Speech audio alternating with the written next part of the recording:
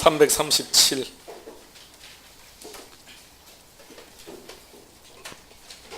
위험 증가. 1번의 의의 봅시다.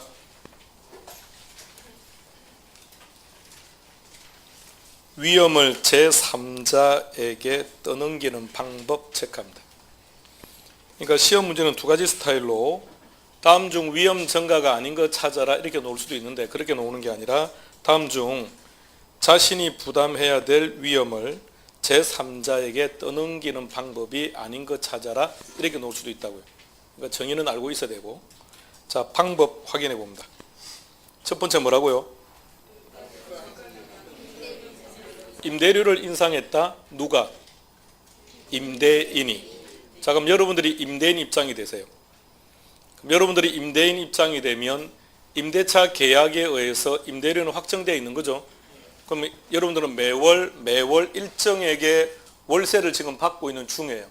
근데 그 상황에 예상치 못한 인플레가 발생한 겁니다.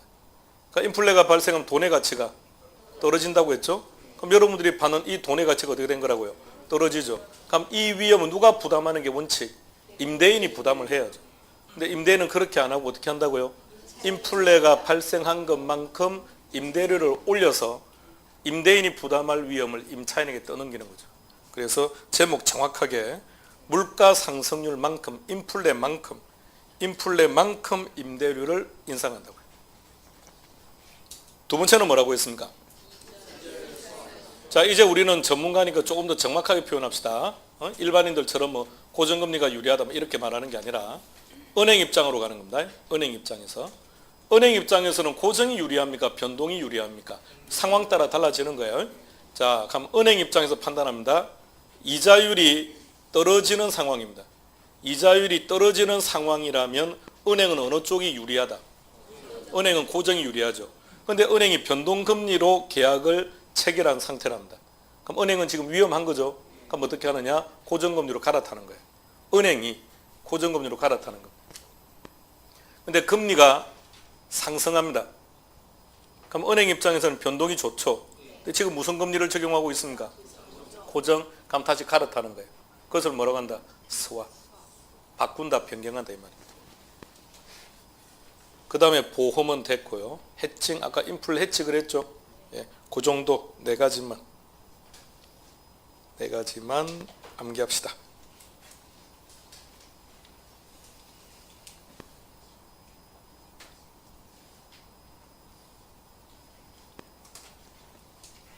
다음 위험 보유, 의, 키는 어디 있습니까? 스스로 부담. 방법에는 두 가지 보이네요. 충당금 또는 준비금, 동그라미. 둘 다 저축을 해둔다고 생각하세요. 위험이라는 것은 언제 발생한다? 미래에. 그러니까 미래에 어떠한 위험이 발생할지를 알 수가 없으니까 평소에 저축을 하고 있다가 위험이 발생하면 내가 그 위험을 감수하겠다. 이것이 뭐다? 위험 보유. 넘깁니다. 세 번째는 뭐라고요? 예, 얘는 방법을 별도로 기억하지 않을 겁니다. 한 가지만 딱 기억하면 돼요. 위험 회피란 뭐다? 투자하지 않는 것. 투자를 안 한다고요. 투자를 안 하는 것이 위험 회피입니다. 네 번째는 뭐라고 되어 있습니까? 위험 통제, 제일 합리적이라고 그랬습니다. 의, 손실 발생 횟수나 규모를 축소. 방법 첫 번째는 뭐라고 되어 있습니까? 보수적 예측, B에 나와 있습니다. B 내용을 쭉 확인합니다.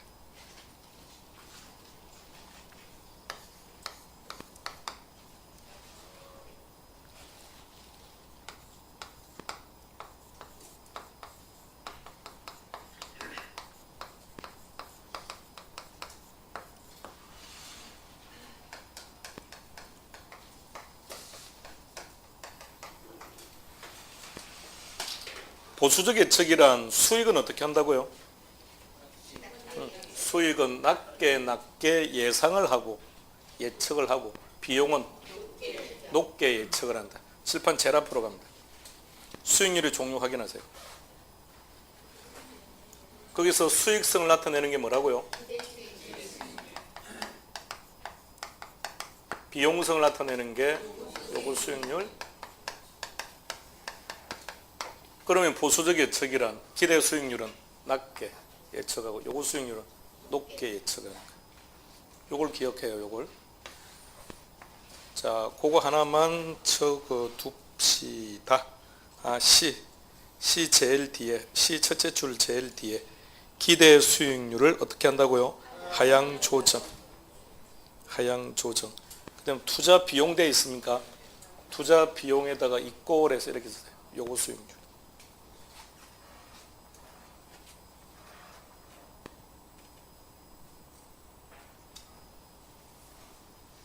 이게 보수적 예측.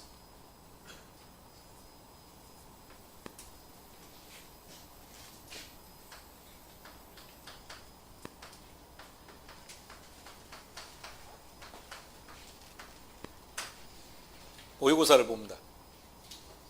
1번은 내가 아는 겁니다. 아는 문제인데 실수로 틀렸습니다. 그럼 우리는 어떻게 하죠? 내가 아는 거니까 맞는 걸로 해서 점수를 업시키죠. 찍어서 맞았습니다. 어쨌든 맞은 거니까 찍어서 틀렸습니다. 찍어서 틀렸다고요. 근데 다음에 찍을 때는 잘 찍으면 되지 뭐. 그럼 또 나는 이것도 뭐 점수를 올리는 거예요. 이거는 아주 잘못된 예측 방법. 그러니까 항상 실제 점수는 30인데 본인 혼자 60점이라고 체크하는 거예요. 나는 60점이야 이렇게. 그런데 보수적 예측은 어떻게 하는 거죠? 실수로 틀렸죠? 그러면 틀린 거예요. 찍어서 맞췄죠? 이거 실제 모르는 거죠? 모르니까 찍은 거 아닙니까? 틀린 거로 가는 거예요. 찍어서 틀렸죠? 그럼 틀린 거예요. 네. 이게 보수적 예측이에요. 앞으로 모의고사 볼 때 저렇게 예측하는 겁니다. 자, 그런데 저렇게 모의고사를 예측하면 점수가 몇 점 나올까요? 자, 그래서 D 갑시다. D에 이런 말이 나옵니다.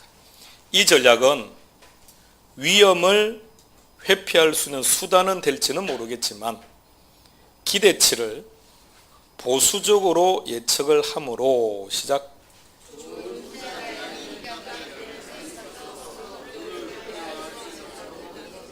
그 정도 내용도 기억하시고 D 내용도 기억하시고요. 자, 니언으로 갑시다. 제목 뭐라고요? 제목부터 정확히 기억하세요. 제목부터. 위험을 어떻게 한다고요? 조정한다는 말은 무슨 말입니까? 응? 조정. 오케이. 가감한다고. 가감한다. 조정 할인율. 자, 어떤 개념인지 앞으로 좀 넘어갔다 봅시다.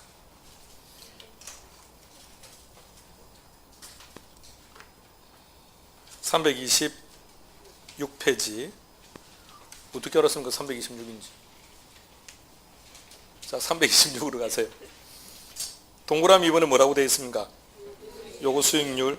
니은의 구성 나와 있습니까? 박스 안으로 들어갑시다. 요거 수익률. 갈로는 뭐라고요? 따라서 시험 지문에 위험 조정 할인율이다라는 말이 나오면 가장 먼저 요거 수익률을 떠올려요. 요거 수익률을 떠올리고 위험 조정 할인율이 나왔는데 지문에 요거 수익률이 있으면 그냥 옳은 지문이다 라고 생각하시면 돼요. 대표적인 지표니까요. 다시 제목 뭐라고요? 위험 조정 할인율을 사용하는 대표적인 지표가 뭐라고요? 요거 수익률. 자, 박스 안에 봅시다. 어떻게 구하라고 되어 있습니까?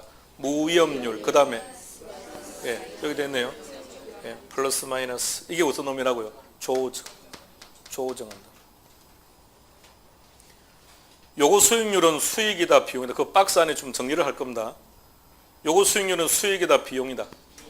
큰 게 좋다 작은 게 좋다. 작은 게 좋다. 그렇다면 플러스가 좋다 마이너스가 좋다.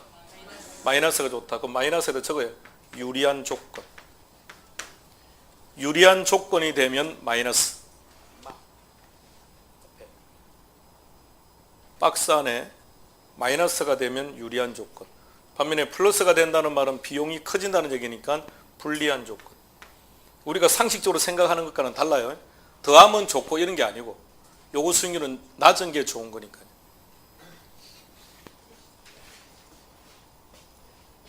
무위험률 박스 밑으로 내려갑시다.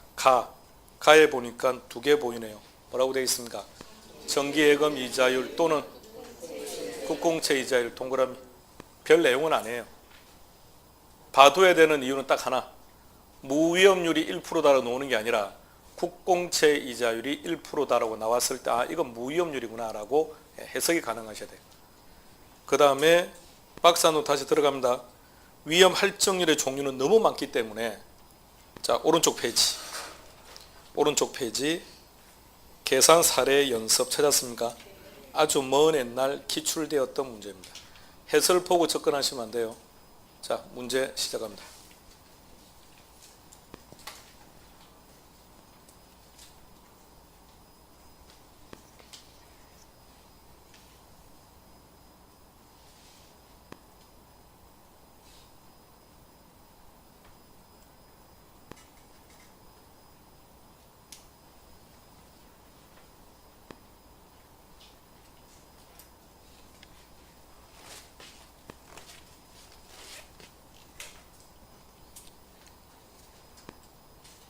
뭘 구하라는 문제입니까?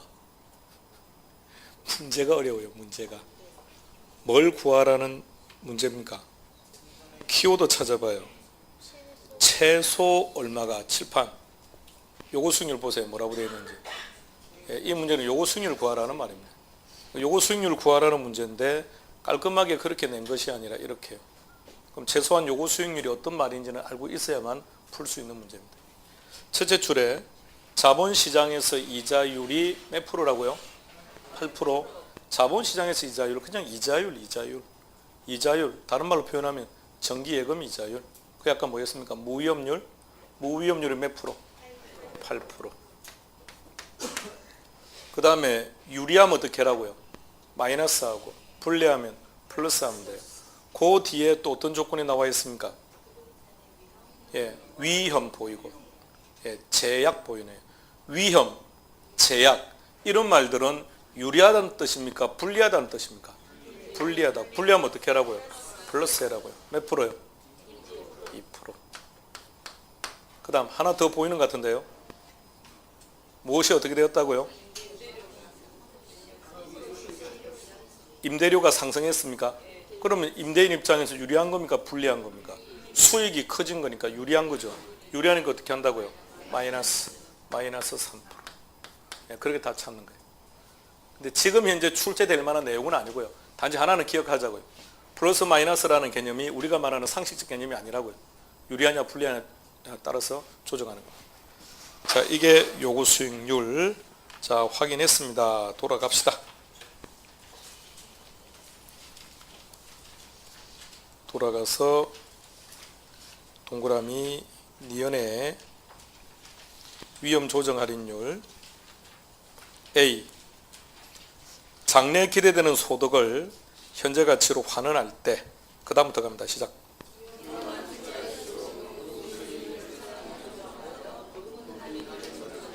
적용까지 체크합니다. 위험하다고 했죠. 위험한 투자일수록 이렇게 말했으니까 위험하다는 얘기는 플러스 마이너스 위험 플러스라고 그랬죠. 불리하니까. 그래서 뭐라고 했습니까? 요구 수익률을 상향 조정. 그래서 높은 할인율을 적용한다. 그 정도만 기억하고 C로 갑시다. C로 가니까 첫째 줄에 어떤 단어가 보입니까? 요구 수익률 동그라미. 다음에 D것 제목은요. 민감도 분석 또는 감흥도 분석. A가 정입니다. 확인하세요.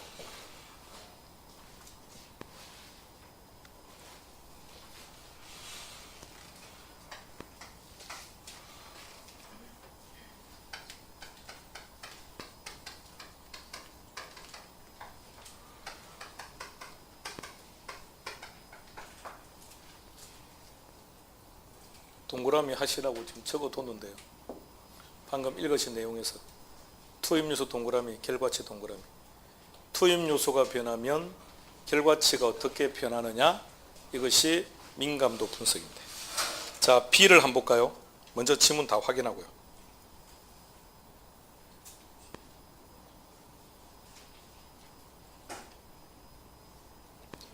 임대료, 영업비 등등등등. 얘네들은 뭔가요?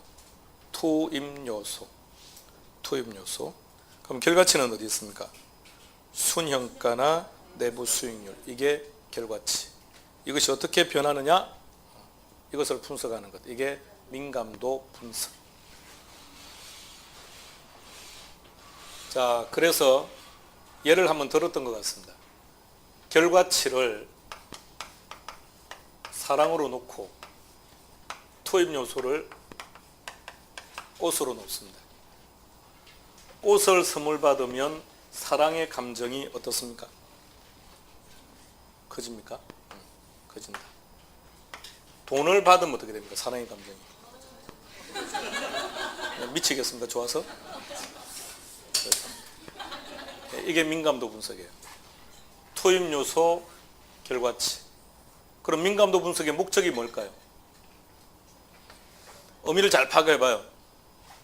결과치는 어디에 민감하게 반응하는지를 찾아내어야 결과치를 향상시킬 수 있을 거 아닙니까? 그러니까 우리 입장에서 보면 결과치는 합격이에요. 투입 요소는 많은 게 있겠죠. 어떤 것들요? 예? 시간요? 저는 개인적으로 시간 이건 별 의미도 없습니다. 예. 시간이 중요하다면 주간은 100% 합격, 야간은 100% 떨어져야 됩니다.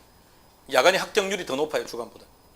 그 다음에는 시간하고 합격하고는 그렇게 썩 비례관계는 아닌 것 같아요. 또 그 말이 또 공부하지 말라는 얘기 아닙니다. 그럼 시간을 안 해도, 자, 그건 아니고요. 자, 또 중요한 거 말해봐요. 기간요? 복습 시간요? 복습 안 해도 괜찮아요. 수업 시간만 집중하면 되죠. 그래서 실제 카메라가 저기 설치되어서 앞을 찍을 필요가 없어요. 카메라는 앞에서 찍어야 돼요.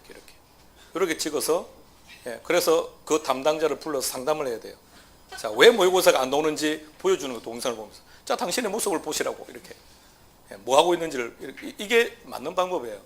예, 카메라는 왜 앞을 찍을까요?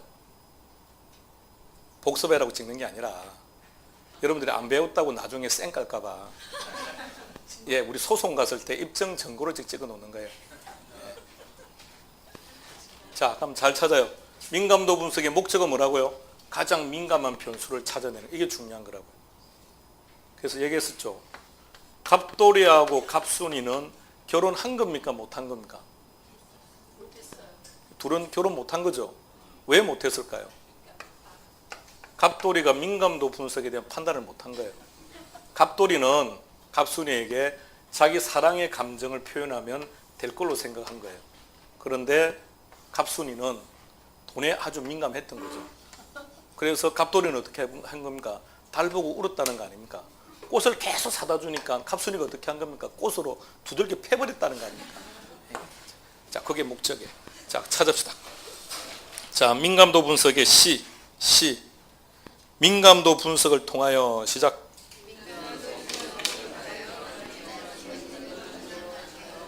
가장 민감 동그라미. 자, 그렇다면 생각해 봅시다. 그러면 여기서 민감도 분석의 결과, 어디에, 사랑이라고 하는 변수는 어디에 민감하다는 사실을 아는 겁니까? 요것을 결론은 이제 찾아냈답니다. 그러면 그 결과, 위험이 커지는 겁니까? 작아지는 겁니까? 아니요, 잘 생각해 봐요. 돈이 있는 자는 사랑을 얻는 겁니다. 그러니까 위험이 사라지는 거죠. 그럼 돈이 없는 자는요? 그러니까 엄청나게 지금 위험한 거예요. 돈을 주면 무진장 반응하겠지만 돈을 안 주면 어떻게 되는 겁니까? 사랑의 감정이 무진장 작아지는 거니까. 보세요. 돈을 안 준다고 하니까 표정들이 금방 안 좋아지잖아요. 자, 그래서 그 밑으로 내려갑시다. D 찾았습니까? 민감도가 큰 투자일수록 순영가 등등의 변동이 심하고 그래서 어떻다고요? 더 위험하다. 변동이 심하고 더 위험하다 체크합니다. 리얼은 뭐라고 되어 있습니까? 포트폴리오. 자, 지금 우리가 방금 한 게 뭐라고요? 위험 통제, 위험 축소. 칠판. 자, 칠판. 우리가 지금 하고 있는 게 이건 아까 보수적 예측은 어디에 속하던가요? 위험 통제. 자, 보수적 예측 예를 든다. 위험 통제. 이 동그라미 2번이 돼 있죠. 도번이 4번 돼야 되는 거 아닌가요? 2번 방법이네요. 방법. 자, 방법에 위험 통제. 통제 방법 첫 번째는 뭐다고? 보수적 예측. 두 번째는요? 위험 조정 할인율. 세 번째는 민감도 분석 또는 감흥도 분석. 그리고 네 번째 포트폴리오. 자, 종류부터 기억합시다.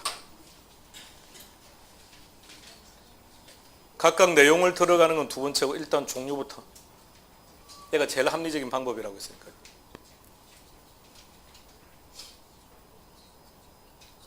우리가 하고 있는 이 전체 이름을 합쳐서 뭐라고 했습니까? 위험 관리 방법. 자, 칠판. 위험 관리 방법 네 가지 시작. 위험 증가, 위험 보유, 위험 회피, 위험 통제 또는 축소. 위험 축소 네 가지 시작. 보수적 예측, 위험 조정 할인율, 민감도 분석 또는 감흥도 분석, 포트폴리오. 물론 이 네 개만 있는 건 아닙니다. 근데 네 가지만 기억하면 답 찾는 데 문제가 없으니까 기억하셔야 되고. 자, 보수적 예측이라는 어떤 것이다? 기대 수익률은 낮게, 요구 수익률은 높게. 위험 조정 할인율이다. 그러면 대표적인 지표가 뭐라고요? 요구 수익률. 그러니까 위험이 크면 클수록 위험 조정 할인율을 높게. 다음 민감도 분석. 민감도 분석의 정의. 투입 요소, 결과치. 투입 요소가 변화함에 따라 결과치가 어떻게 달라지느냐. 자, 그렇게 복잡하니까 하지 말고 그냥 투입 요소, 결과치. 그래서 목적은요? 돈을 찾는 게 목적이 아니고 가장 민감한 변수를 찾아내는 게 목적이고, 결과 위험은 커진다. 변동은 심하다. 기억합시다.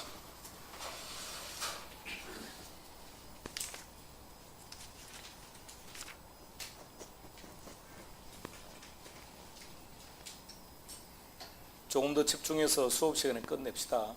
기억해야 될 것들은. 자, 거기까지 투자의 위험과 수익이었습니다. 다음 340페이지 갑니다. 4번의 제목은 뭐라고 되어 있습니까? 한 장 뒤로 넘겨보시면 큰 5번의 제목은 포트폴리오인데 각각 한 문제씩 출제되는 빈도는 현저하게 떨어집니다. 둘 중에 하나 번갈아 가면서 나오는 게 일반적.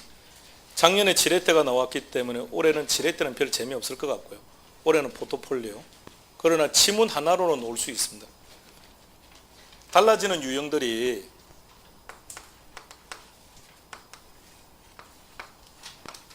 (15회) 때까지로만 따지면 포트폴리오가 한 문제, 지렛대가 한 문제, 위험 관리가 한 문제, 이런 식이었다면 방금 위험 관리 중에서 위험 통제 방법에 포트폴리오 있었죠. 그렇다면 15회 이후로는 이제 어떤 식이냐 그러면 한 문제 속에 동그라미 1번이 포트폴리오, 동그라미 2번이 지렛대, 이런 식이라고. 이렇게. 그러니까 아예 안 놓는다고 말하기는 곤란해요. 한 문제로 아예 출제가 될 수도 있고, 포트폴리오면 한 문제로 놓을 수도 있는데 한 문제로 놓지 않는다면 지문 하나 정도로 놓기 때문에 어쩔 수 없이 기본 개념은 알고 가야 돼요. 제일 그 내용에서 핵심적인 것은 기억 안 하면 그 지문 하나가 인지 아닌지 몰라서 또 결론이 잘못될 수도 있는 문제니까. 그래서 기본적 개념은 기억하셔야 되니까. 어쨌든 올해는 340페이지의 지렛대보다는 343페이지에 있는 포트폴리오가 훨씬 더 중요합니다. 포트폴리오에는 별표시 1개. 자, 지렛대 340페이지. 지렛대는 이게 전부 다입니다. 340페이지 여러분들이 체크해 놓은 것. 단어 3개만 딱 기억해요. 지렛대는 뭐다? 첫 번째가 그겁니다. 그러니까 부채가 없으면, 타인 자본이 없으면, 차입금이 없으면, 제가 용어를 자꾸 바꿔 쓰는 것들을 기억하셔야 돼요. 부채가 없으면, 타인 자본이 없으면, 차입금이 없으면, 지렛대는 발생하지 않는 거예요. 그러니까 제일 중요한 조건이 타인 자본, 차입금이에요. 두 번째는요. 총 자본 수익률 아닙니다. 자기 자본 수익률입니다. 그런데 정의가 나오면 자기 자본 수익률이 나오겠지만 내용을 설명하는 형태의 지문이 나올 때는 자기 자본 수익률이 아니라 무엇이 세전 현금 수지가 나올 수 있다고요. 근데 주면 순영업 소득이 나올 가능성이 많아요. 그거 조심하고. 그리고 자기 자본 수익률이 기억되면 자연스럽게 지분 투자액과 연결이 될 거예요. 단어 3개 머릿속에 입력합시다.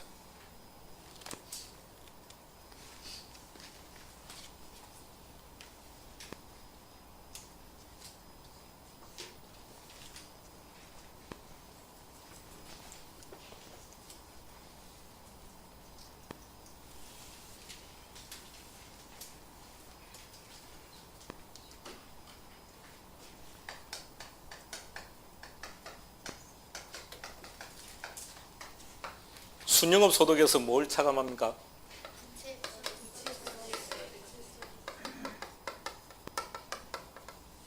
하면 뭐가 나옵니까? 세전 현금 수지. 순영업 소득의 동의어가 뭐라고요?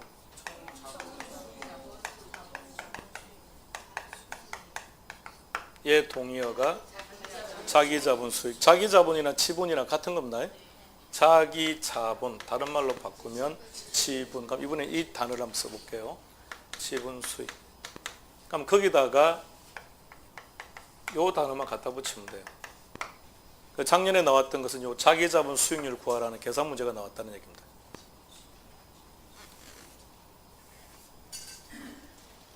근데 독특했던 것은 한 문제로 계산 문제가 나왔던 게 아니라 지문 한 개로 나왔습니다.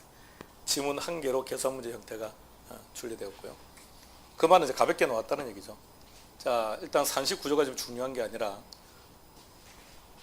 자, 이론상을 한번 따져보면서 한번 봅시다. 두려 관계를 따져봐요. 세전현금 수지하고 순영업 소득하고. 세전현금 수지는 순영업 소득보다 클 수 있다.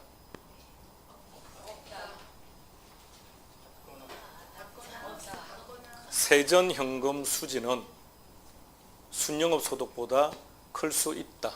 OX, X. 어떤 경우도 얘가 클 수는 없죠. 얘가 있는데. 만약 부채 서비스액이 없다면 얘가 제로라면 같을 것이고, 있다면 무조건 위에가 커야죠. 동의하시겠습니까? 오케이.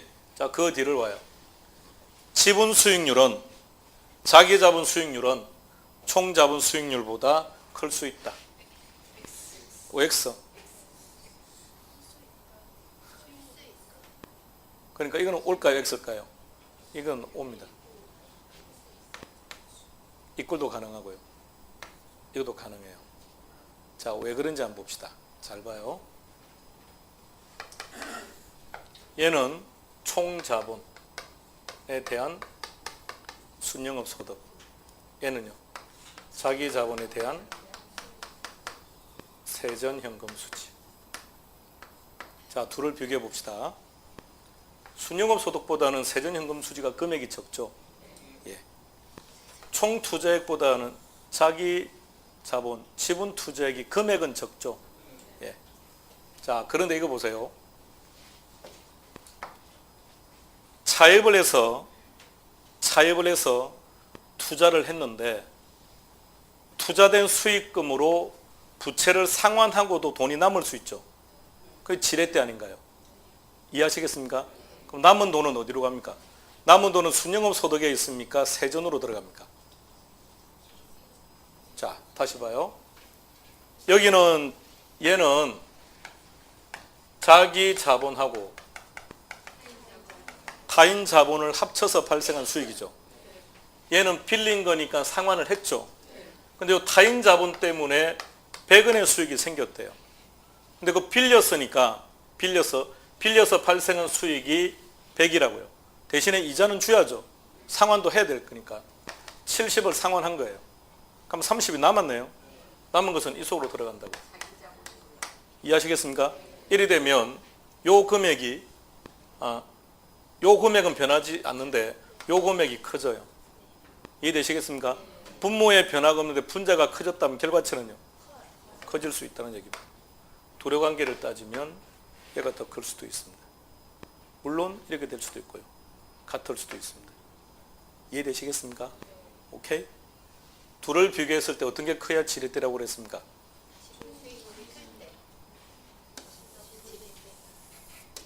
이게 지렛대예요. 근데 그것을 좀 더 세분화시켜서 보니까 이걸 정의 지렛대라고 표현해요.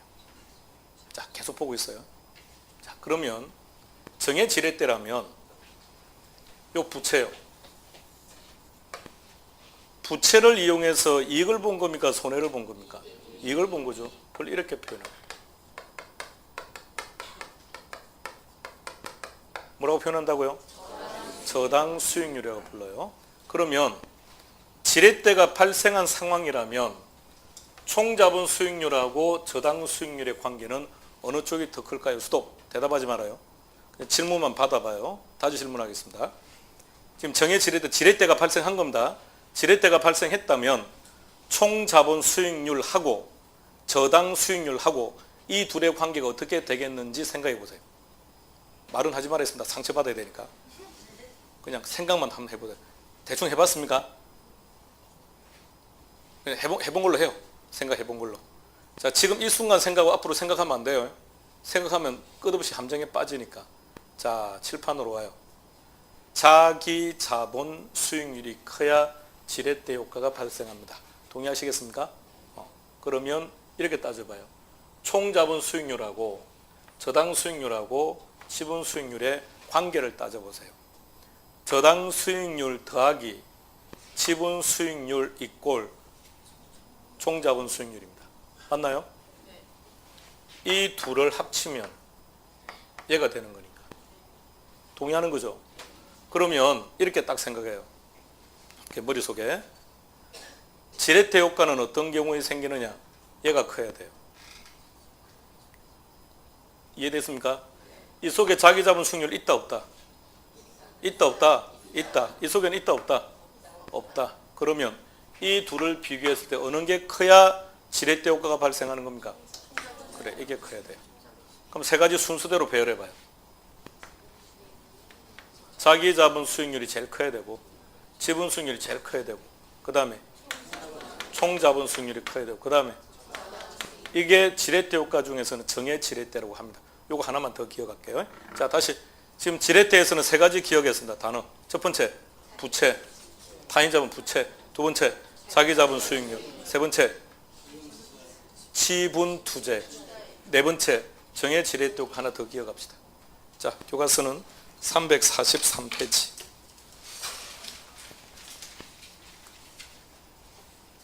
큰 3번에 세 가지로 나누었는데 나머지는 반대니까 볼 거 없고요. 중립적 지렛대는 다 이 꼴이니까 볼 게 없고 정의 지렛대만요. 박스 안에 있는 것만 보면 되겠네요. 자기 자본 수익률, 총 자본 수익률, 저당 수익률. 그러니까 내 머릿속에 뭐만 기억하시라고요? 자기 자본 수익률만 기억하는 거예요. 자기 자본 수익률. 지렛대가 발생하려면 뭐가 커야 된다? 자기 자본 수익률이 커야 된다. 그런데 이 속에는 자기 자본 수익률이 있다 없다? 있다. 이 속에는 있다 없다? 없다. 그럼 둘을 비교했을 때는 어떻게 큰 게 좋다? 총 자본 수익률이 큰 게 좋다. 그런데 이 속에도 자기 자본 수익률은 있죠. 얘도 자기 자본 수익률 아닙니까? 그러면 자기 자본 수익률이 커야 지렛대 효과가 발생한다고 했으니까 이 속에는 자기 자본만 있는 것도 아니고 얘도 같이 포함되어 있는 거 아닌가요? 그러니까 얘가 제일 커야만 지렛대 효과가 제일 커질 수 있다는 얘기입니다.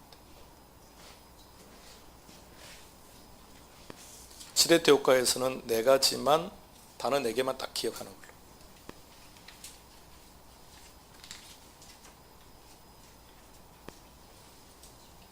기억,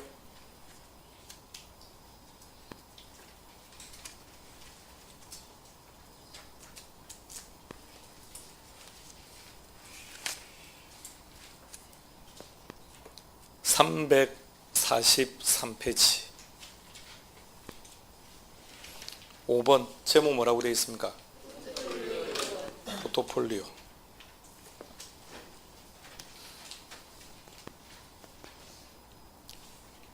개념의 1번의 의 동그라미 1번만 읽고 갑시다. 시작.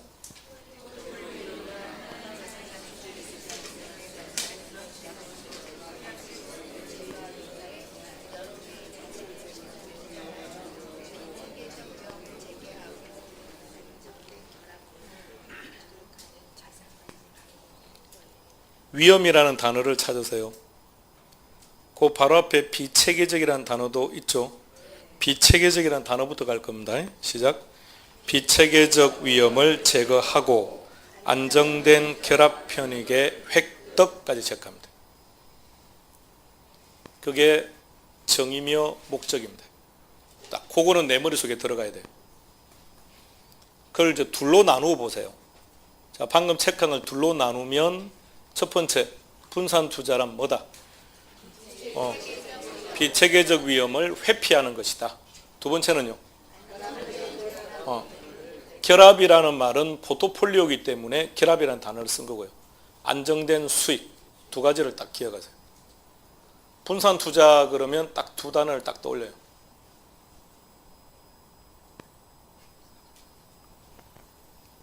위험과 안정된 수익. 위험과 안정된 수익. 그래서 넘겨보시면 큰 2번 제목 뭐라고 되어 있습니까? 체계적 위험과 비체계적 위험. 그래서 위험에 대해서 나와 있고요. 한 장 뒤로 넘기시면요. 큰 3번 포트폴리오 효과라고 되어 있습니까? 그리고는 갈로 2번 제목이 뭐라고 되어 있습니까?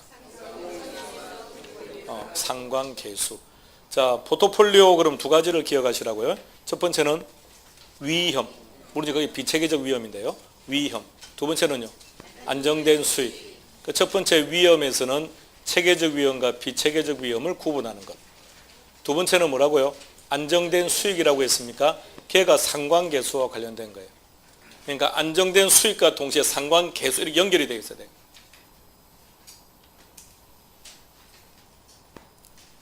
일단 거기까지만 머릿속에 입력해 보세요. 입력이 되었으면 쉬었다 합시다.